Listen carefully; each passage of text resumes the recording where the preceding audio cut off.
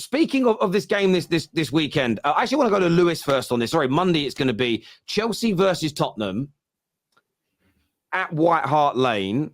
How do you see this going? Because Chelsea have had a few good games and performances. Spurs are flying high at the top. But could you see Big Ange's unbeaten run coming to an end, mate? I won't rule it out, to be honest with you. I've watched quite a lot of Chelsea this year, and they're a weird side, man. They're a weird side. If you watch them, you sort of know that there's something there, but then there's also a lot that's not really there. You know what I mean? And I think Spurs will probably get the win. But listen, Chelsea, no one gave them a hope against Arsenal, which I didn't know why. You know what I mean? Because I feel, like I say, when you watch Chelsea, I think they're weird, man. I think they're a weird team because you watch them sometimes, they look all right, and maybe their finishing is poor. You know what I mean? And everyone says the same thing. How they spent £1 billion and don't have a decent striker and a decent goalkeeper is a big situation that they need to sort out. And the rest. But yeah, look, I think Spurs will get the job done. But like the Arsenal game, don't be surprised. Don't be surprised if Chelsea pull something out of the bag. I don't think they will. I do think Spurs will get the job done. But listen, like I say, Spurs are just Chelsea are just a weird team at the moment. Patty, how do you feel about it, mate? Are you confident on getting one over on them, or are you sort of you've seen the green shoots of progress at Chelsea and are a little bit worried that they might turn up on the night? No, you know what? I'm confident. I know, obviously, Minnell's respect to you, first time I've been on a stream with you, but to add context to this answer, before the Arsenal game, I completely wrote Chelsea off. I'm not going to lie. I said, Arsenal will batter them. There's no way they get something out of it. And Chelsea were a better team. They should have won that game, man. If it wasn't for Sanchez literally assisting Declan Rice, you lot would have won that game. Arsenal had nothing until the 79th minute, whenever it was, 76th minute when Declan Rice scored, and then obviously they got the goals. And against Liverpool as well, first game of the season, Chelsea looked good as well. You know, I remember Terry and all of us on here saying, you know what, this year Chelsea could actually do something. So I do feel Chelsea will raise their game against the better teams. Obviously, it's a London derby. Chelsea have a point to prove. So I think they'll definitely look better than they have in the other games. I agree with LB. Chelsea are a weird team. I don't think they're a good team, but they do have their moments. I think it'll be a tighter game than what a lot of people are thinking, but I still feel and back our boys. I think we'll get the job done, but I'm not going to, I slated Chelsea and said they had nothing against Arsenal. There's no way. And I got proven wrong. I'll hold my hands up. So I'm a bit more cautious than I would have been, but I still think that we're much better than them. And I still think that I'm confident to say we'll beat them.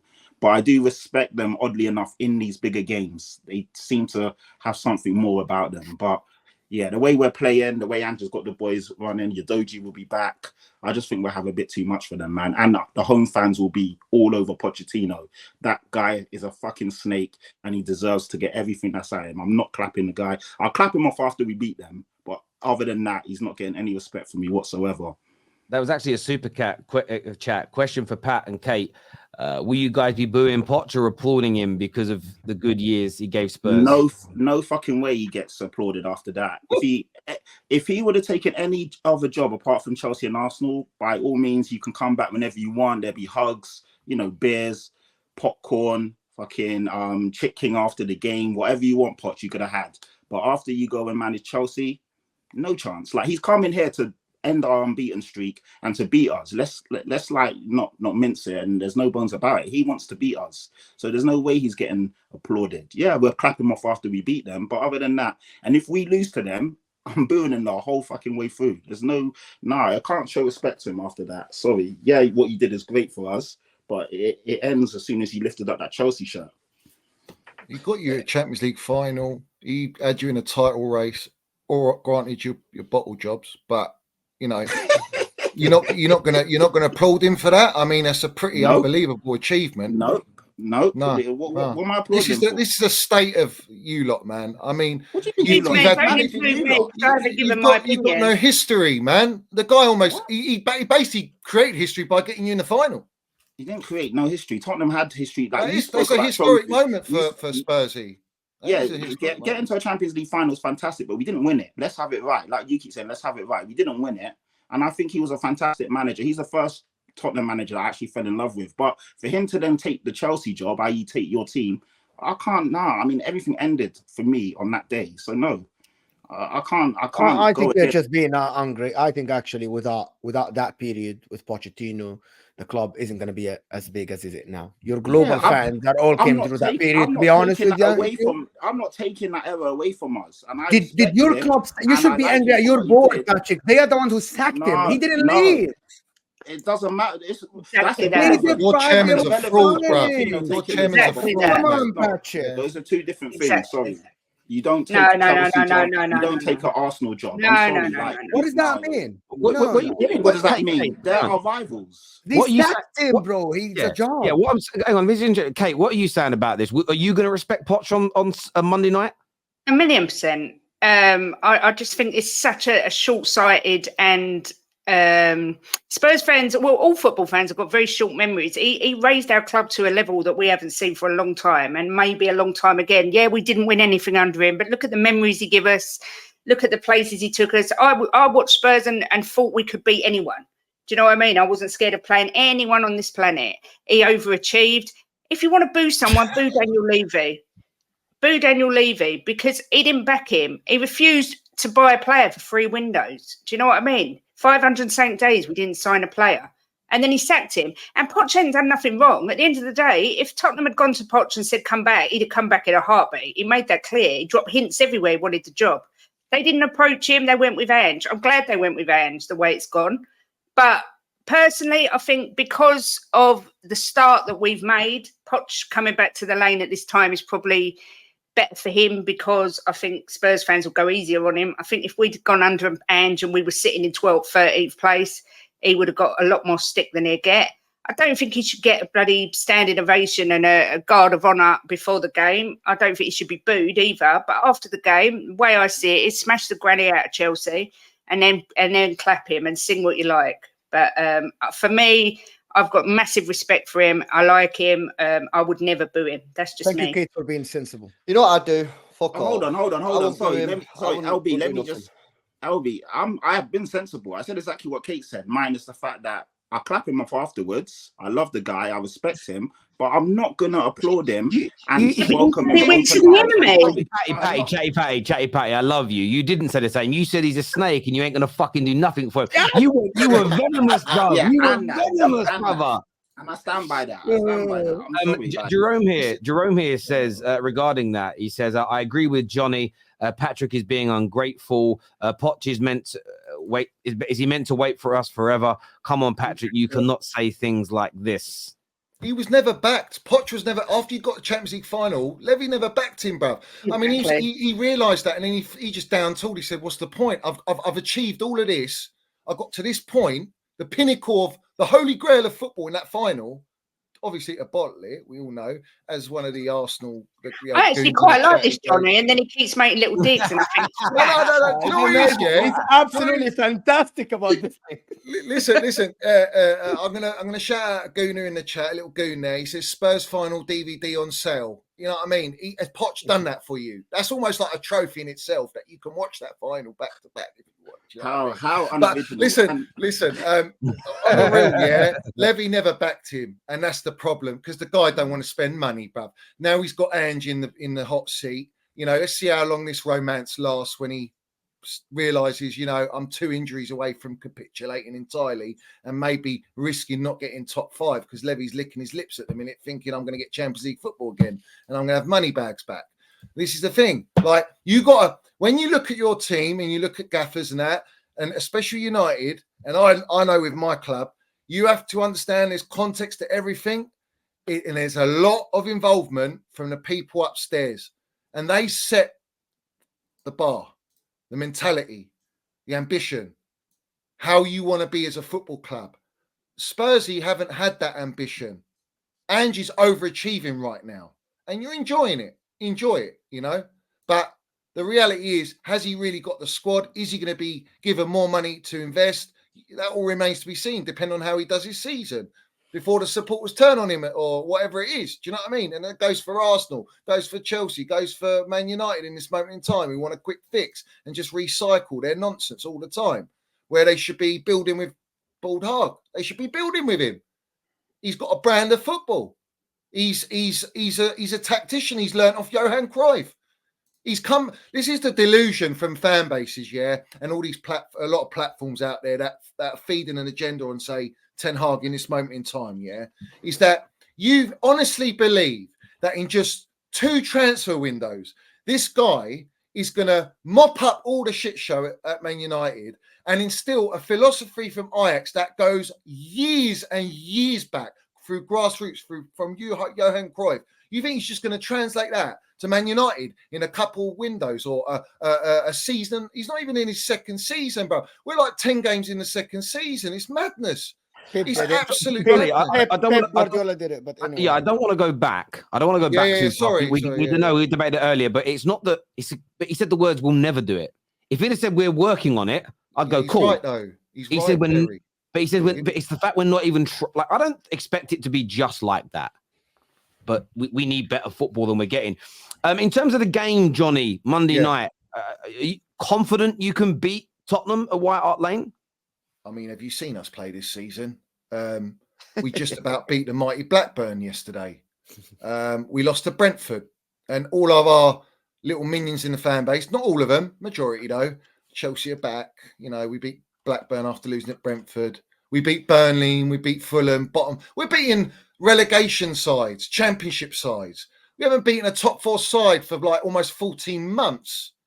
You know, I don't know where this trust the process is entered, this cancer's entered my football club, this mentality, this, you know, let's wait 2-3 years. You've got all these pundits coming out. It's a process and all this jazz. You know, you spent £1 billion, mate. There ain't no process. Chelsea are not patient. Us supporters are not patient. And I'm damn not patient. I've got standards at my football club that Roman Abramovich set, Ken Bates, Matthew Harding, these guys, goats, proper Chelsea, that love the club. They had good intentions at the club.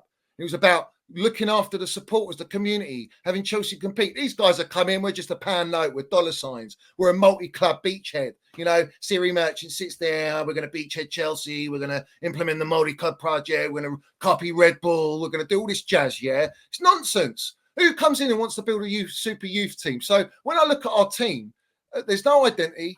The DNA's been stripped out of football club. We got rid of our bloody groundsman after 33 years. What's wrong with the ground, bruv? Roman was happy with the ground. Why are you not happy with the ground? T-Lady's gone. Medical team's gone. We've had the worst injury record in Europe. We still have. We're buying players with injuries. We can't even see Lavia, for example. So I look at this state at the moment. We sacked Thomas Tuchel. Yeah, let's have it right, yeah? We talk about Landon Minnels. Thomas Tuchel, Landon Minnels come to Chelsea Football Club. 4 months Champions League.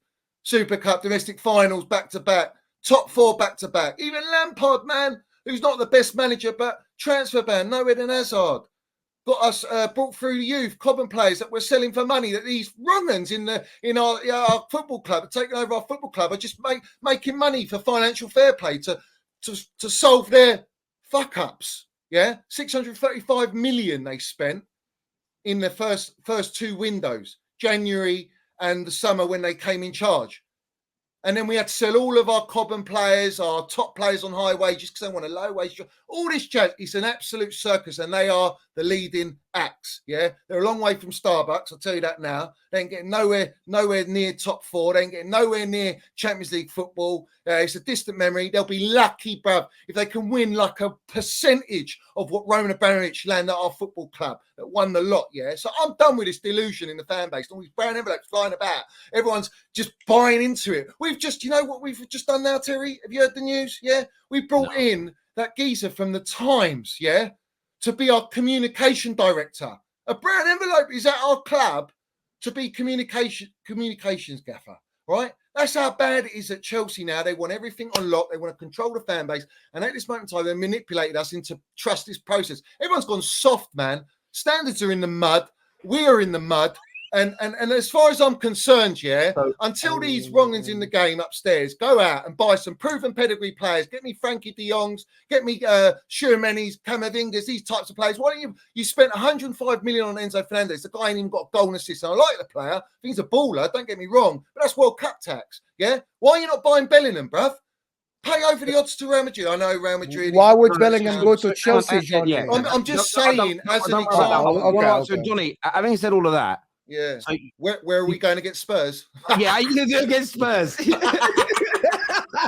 Oh, mate. Listen, how do you think we're going to do, Terry? Let's be real, yeah. We're in the mud. I mean, listen, Tottenham, fair play to Spursy, yeah. I mean, it's their DNA to bottle it, and maybe they bottle it against us, and I hope that's the case, yeah. But let's have it right, yeah.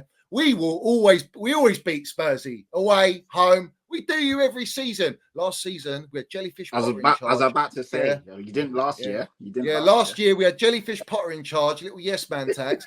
And what happened there? Ted Lasso. Do you want to hear this is a classic? I'll give you facts. Do you want to hear facts? I'll give you facts. Not what the brown envelopes tell you. Yeah. All right. This guy Jellyfish, yeah, he's everyone's after his neck. You want him sacked. I wanted him gone, bro. I had enough, man. We had Paulstein coming out going, he's not here for months. He's here for years. He's one of the best managers in the world. You're deluded, bruv. You're a long way from Starbucks, this Paulstein. What is he on about, man? Yeah? How can you put that out and you genuinely think that he believes what he's saying? No, he's been told to say that. So then here we go. The night before the Spursy game away, and Jellyfish Potter's got death threats out of nowhere from emails. Who's got his email? And then we didn't hear nothing about Top Notch Bacon find out. We still don't know to this day. Did they catch the guys that were attacking this guy, threatening him? Because we don't condone that, obviously. But then what's Ted Lasso Bowley doing on that night before the eve of the game? He's out on the piss up in Mayfair, publicised, loves it. He's a celebrity status fella. He's egotistical. He's wearing his Chelsea gear, his hat. Look at me, I'm Chelsea. You know, I'm a 10% merchant. Yeah, all right. When he's not the big player, he's just the face. He's the clown, yeah. Big shoes, all that, red nose. And this guy's getting on the piss up. Well, I think that's a serious matter if your gaffer's had death threats. Why were you on the piss up in Mayfair? And then we go and lose to Spursy on that game. That was it. I was done, man. I was done. They killed Chelsea. This is not Chelsea. Exactly how I said it behind in the dugout when we lost to Southampton and Ward-Prowse scored that free kick, which I knew was going in. He's a free kick merchant, that geezer. And I knew it was going in. And that was just before half time. And I screamed out and I said, what are you doing, Gaffer? Sort it out.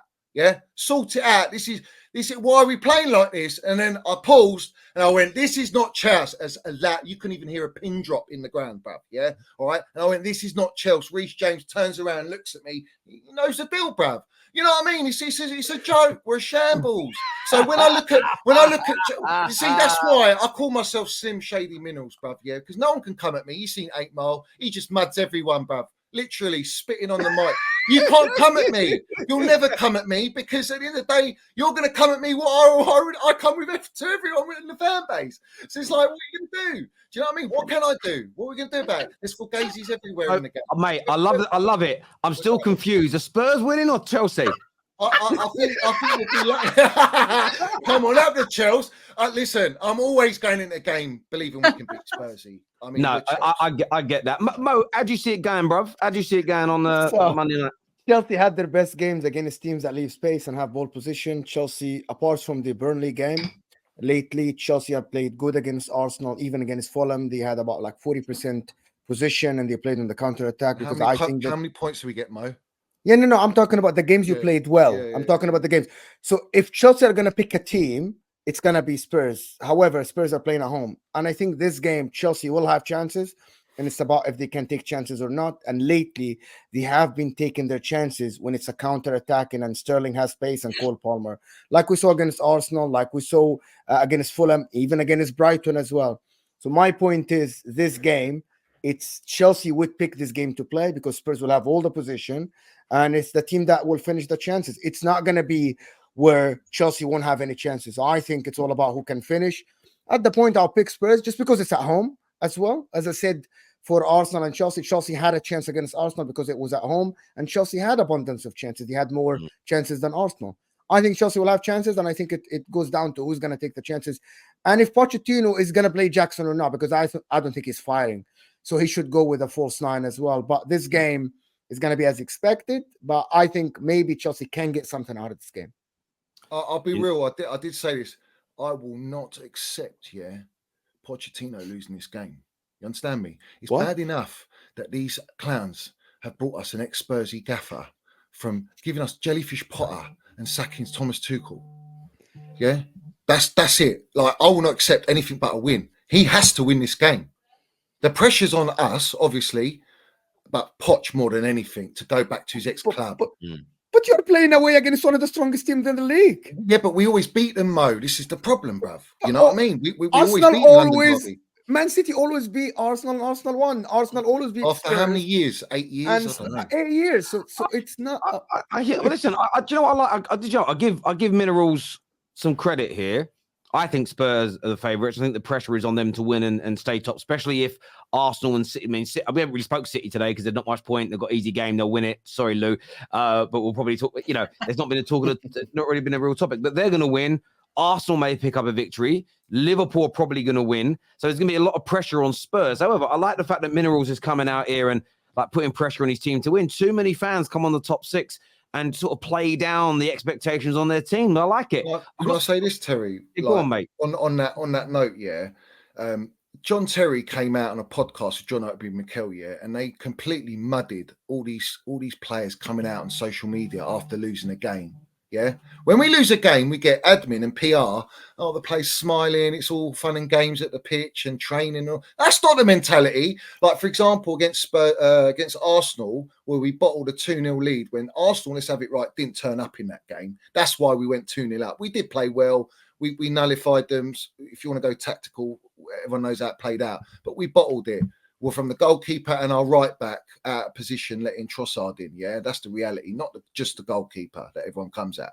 But the thing is that why is our gaffer, right, not setting an example to all our players? Instead of bantering and joking with Arsenal's goalkeeping coach, he should be running down that tunnel, waiting for those players in the dressing room to bollock them, to say to them, this is unacceptable, 2-0 up in a London derby at home.